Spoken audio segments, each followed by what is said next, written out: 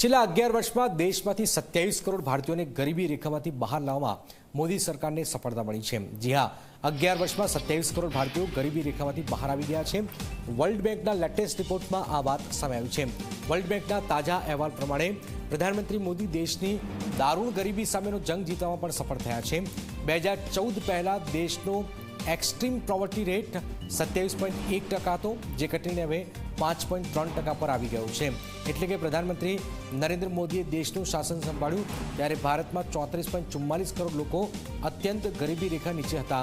તેમની સંખ્યા ઘટીને હવે 7.52 કરોડ રહી ગઈ છે। એટલે કે મોદી સરકાર મોટા પાયે ગરીબોને સફાયો કરવામાં સફળ રહી છે। વર્લ્ડ બેંકના આંકડા પ્રમાણે દેશમાં રોજ 67,247 ગરીબોને ગરીબીના અભિશાપમાંથી મુક્તિ મળી છે। એટલે કે દર કલાકે 2801 લોકો અને પ્રત્યેક મિનિટે 46 લોકોને ગરીબીના કલંકમાંથી મુક્ત કરવામાં મોદી સરકારને સફળતા મળી છે।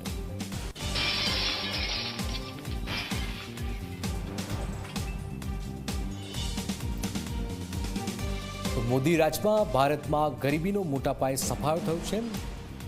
પ્રત્યેક મિનિટ 46 લોકો ગરીબીથી આઝાદી મેળવી રહ્યા છે। મોદી રાજમાં ભારતમાંથી આ ગરીબીનો મોટા પાયે સફાયો થયો છે। દારૂણ ગરીબી સામેનો જંગ જીતવામાં ભારત હવે સફળ પણ થઈ રહ્યું છે।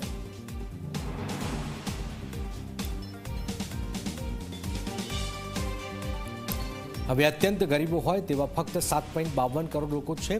11 વર્ષમાં 27 કરોડ ભારતીયો ગરીબીમાંથી બહાર આવ્યા છે।